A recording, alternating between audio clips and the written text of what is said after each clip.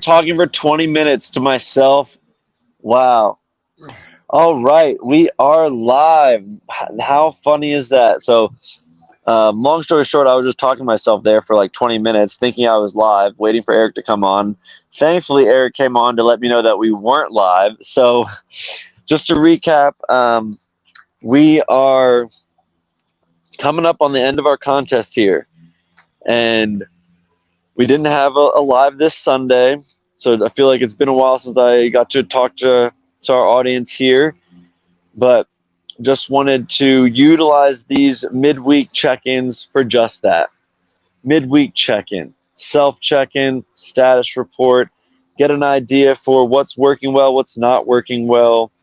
You know, a lot of times one night of bad sleep or one stressful day can kill the momentum of the week. And I see so many people just throw the baby out with the bathwater. They have a bad night's sleep, or they had a bad workout, or they had to go to a work meeting, a work conference. They ended up drinking, and then they're like, "Oh, screw it!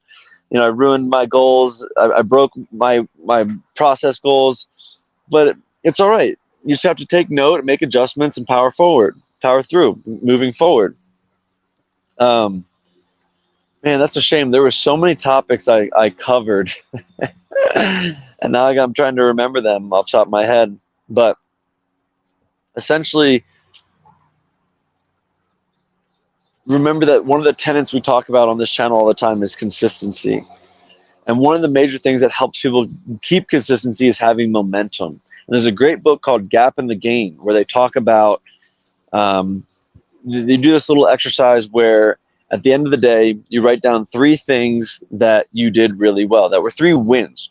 Maybe it was a great conversation you had with a client. Maybe it was a great conversation you had with a family member. Maybe it was just spending time with your family because you don't always get to do that. And then you write out 3 things that you want to accomplish the next day. And what this does is just helps your perception. Studies have shown we're either up to 7 to 11 times more likely to focus on negative biases. And it's a survival mechanism. You know, we wanted to be able to do this so that the rustling in the bush didn't kill us. So you'd be surprised at how you start to look at everything in the momentum that you're going forward and that you're doing, and how good that starts to feel. And you start to really pat yourself on the back, and not in a way that makes you take your foot off the gas, but in the way that really allows you to see the fruits of your labor, which I know we struggle with in today's society. Everyone wants that instant gratification. Everyone wants to do the workout, look in the mirror, and be bigger. Everyone wants to skip or change up their diet in 2 days and step on the scale and see their target goal weight. But when you can really root yourself into the process and find ways to create this momentum, it will build and tip to a point where you get to have more fluidity in your routine, in your weeks. You know, case in point, I've been lifting for a better part of 10 years on and off. Transitioning from, being more specific, transitioning from winter, I was going 3 times a week, to summer, 4 times a week. That was kind of a little harder threshold to overcome. I was really sore those first 2 weeks. I just did 2 cycles, 2 4-week cycles of Olympic lifting progressions, and then I just took a week trip back home. I didn't care that I took a week off from weightlifting. I wasn't itching for it. I didn't need it. In fact, I needed that break to recognize that I'm a little tight on my right shoulder. I have a little left elbow pain. It allowed me to kind of reset, take that step back to take 2 forward. So, there's another book, and I forget the name off the top of my head, but they talk about stages of learning.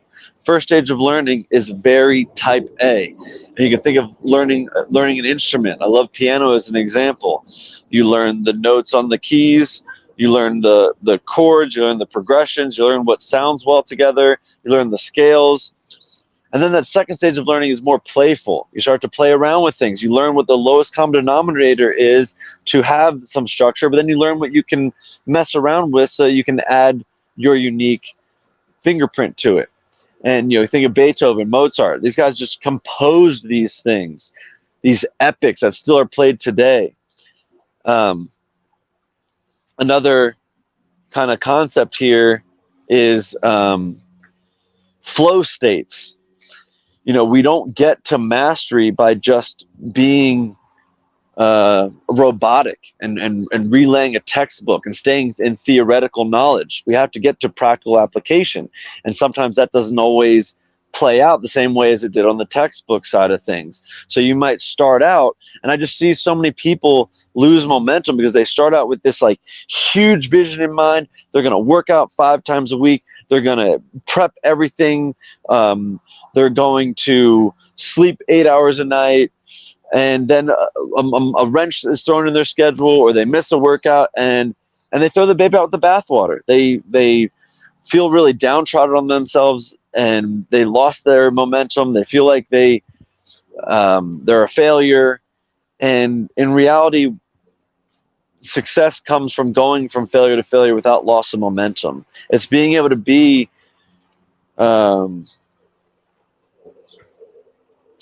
responsive and not reactive, but respond to some of the things that come up in your schedule. Another classic line is fall down 7 times, get up 8. So we need to be able to juggle our real life parameters and the realities of our schedule and our responsibilities and of just our bodies, right? We weight lift. If I didn't eat well, I go to weightlift the next day, I'm really sore. So do I skip my workout? No. I try to do my best through it, and I make a mental note. Next time I need to make sure I have a bigger dinner if I'm going to try to work out first thing in the morning. And it's that process, it's that self-accountability process, and not getting so focused on the end goal. And the reason I bring this up too is because you shouldn't be afraid to be drawn towards something or away from it. Drawn towards weightlifting if you want to start doing that 5 times a week, and then 4 weeks later you're feeling the monotony of it and you want to switch things up, you want to add maybe 2 days of cardio in there. That's totally great. That's beautiful. That's how you keep yourself mentally and physically engaged in what you're doing. Otherwise you're spinning your wheels. And I think the best quote to sum up what I'm talking about here is by Bruce Lee. He talks about absorb what is useful, discard what is useless, and add what is uniquely your own. But in that, it has to be the effort. There's a side to analyzing, to writing the workouts, prescribing everything, figuring out your posture, your weaknesses, your goals, what your realistic diet's going to be like, your schedule, when you're actually going to get to the gym. But then it's execute. And I think too many times people stay in that contemplative side and they don't see the results because they're not executing enough. And I'm not trying to be hard on people. I'm trying to give people the realities of what we see when people don't find success and don't find fitness freedom. Because it shouldn't come from this place of every day you're guilting yourself into things or you're shaming yourself into things. It needs to come from a self-love, a self-care. That's the way it stays. I've been on the side of just being so angry in every workout. It only lasts so long. And anger doesn't even do me well, do me a favor in my workouts. It really just pulls energy away, it makes me inefficient. Another classic line is anger is the acid that burns the user. So my point is, what I'm really trying to get at here is I'm a little upset. We've been doing these contests for 9 months now, and we've been giving out things for free. I think we're actually doing more of a disservice to the world, and that's not what I want to do. I want to try to mend a part of the world that's broken, not cause more problems. And there's a level to which learned helplessness comes into effect. When more people are given free things, they expect free things. They put less sweat equity into it. And I'm not talking to everybody, but just in general, you have less skin in the game, so you really don't care if you don't go or you do go. It's like I can't count how many free programs I've written for people just because I felt bad for somebody or you heard someone's story and really wanted to help them. They don't do the program. I wouldn't have done a program if someone gives it to me for free. But if I'm paying for it, it just adds that much more investment, literally, into, okay, well, now the next thing is doing this. And I spent my hard earned money on this. So it's a waste if I don't. So I think where we need to kind of transition things is not giving away everything for free. I don't even see that many people taking advantage of all the things we offer. And that's a shame, but I think it's just the world we live in. Everyone's trying to give everything away for free. Everyone's competing for your attention. And I think the best way to be helpful is to show the value of what we provide. And I want to work up a model that makes sense of like $1 a day, $2 a day, $3 a day, three different kind of channels of get your program, get your coaching check-ins, get your nutrition check-ins, get one-on-one coaching calls, come check in at a live training session, ask us questions about what you're experiencing, what are your wins, what are your struggles. That's where I see things going forward. And again, this is how you got to kind of follow your intuition. Meditate, pray, sit on things, go for walks, sleep on things, and then see where you're called. So that's my little rant today. I think other than that, making sure that a weekly check-in works well for everybody is we did have 2 promo codes for today's call. Eric, I texted them to you just so that I wouldn't forget them. Do you have that? Can you pull one up and announce one for everybody? So we got Fiber 4 is one of them. Okay, don't say the other one for now. So FIBER 4. Remember, you can. The other one's a good one. It's one of my favorite things.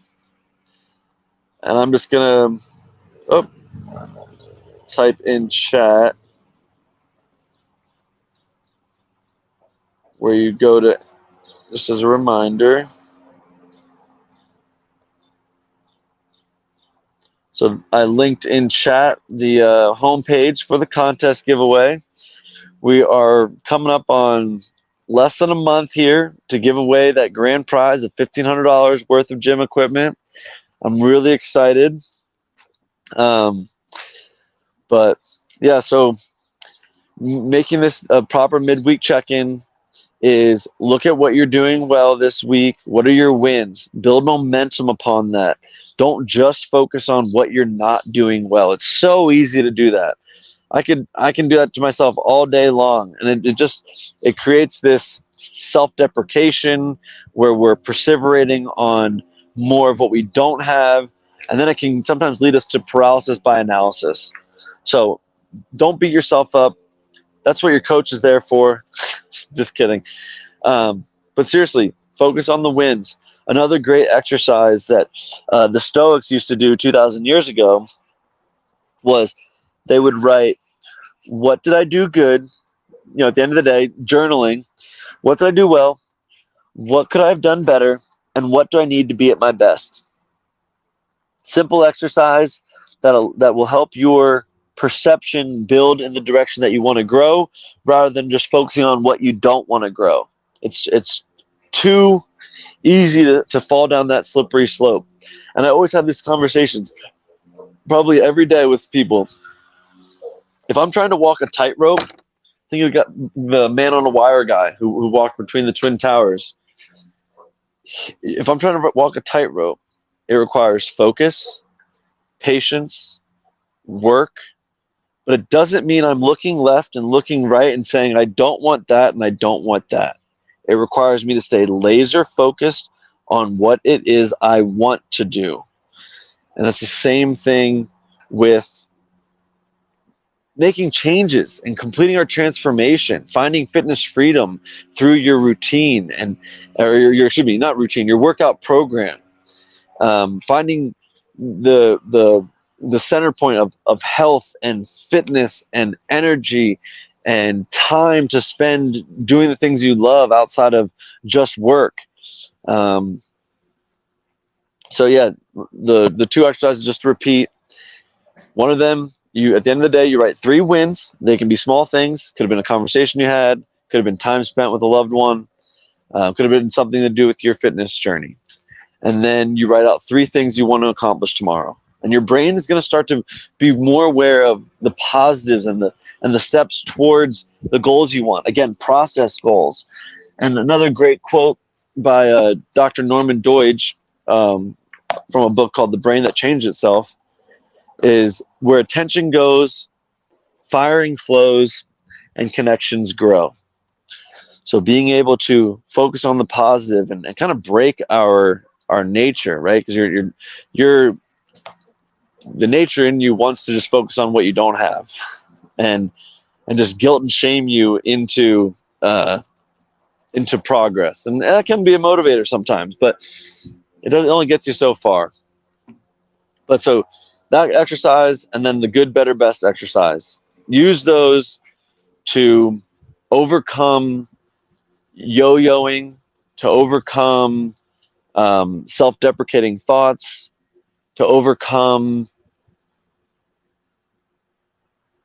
starting and stopping all the time, which is the same thing as yo-yoing, but giving up, feeling like you want to give up because you're not seeing momentum. So you'll start to realize, oh, there are things that I'm doing better each day. You're making a little steps towards the change and towards the life you want to lead. And what's that last promo code we got? Your favorite one? Last one we got, as everyone knows, I love protein. We got protein 88. My 2 favorite numbers. Protein 88. PROTIEN 88. So that's it for the promo codes for tonight. Stay consistent out there, folks. Live your best life, and don't be so hard on yourself. And before I wrap up here, I'm going to give some time for anyone who wants to ask any questions. That's what we're here as coaches to do, is just try to use our abilities to help the world. How was your 4th of July? Low key and relaxing. Can't Nice. complain about it. The weather wasn't great, but you make a day of it anyways. I saw you post up a picture. Did you guys go to the beach or something? Always going to the beach. Gotta get the whatever vitamin D that we can get here. Not much lately, but yeah, trying to go to the beach, trying to enjoy it, trying to travel, have that day of recovery and day of just fun. Everyone needs those, and everyone has to have those in their life. Case in point, I was just with family this past week. I had to fly on the 4th, which was kind of a bummer, but it was just so great to hang out with family. And I literally just kept my phone in my room and didn't have it on me. And it just was awesome. We did an escape room, which was a lot of fun, and went out to dinner, watched some movies, but just spending time with good people goes such a long way. It's food for the soul. That's right. But that I don't see any questions for the midweek check-in, but I'll pass the mic off to you if you have anything you'd like to say or anything on the top of your mind from the week so far. Just say build value in yourself. Like you talked about kind of what people want of free things, and everyone needs to build their own value, and people look at things with value. So I always like to say, don't look at things as always, this is going to be free. Look at things of what are you investing in that you're going to invest in yourself. And I think that's that question midweek. People always kind of need to ask, even in our programming and my programming, where am I investing in myself and where can I enhance myself to be where I want to be? And that's what we do. Time, money, and energy. Those are the 3 things we can invest. And I think the best way we can do it is not try to be like a penny stock person who wants to invest so much in a short period of time and see a big return the next day, and step on the scale every single day like they're checking the stock market every single day. But be invested in the long term and create a diverse portfolio of cardiorespiratory, neuromuscular, digestion, rest and recovery. Focus on getting all those under control in a consistent manner. They'll start to work together, and then the world is yours. Another thing I did want to mention, actually, no, we'll save it for another live. But, well, thank you so much for watching. This was Matt Gluckman and Eric Menchie on Think Fitness Life with the giveaways. And happy 4th of July, everybody. We will see you on Sunday.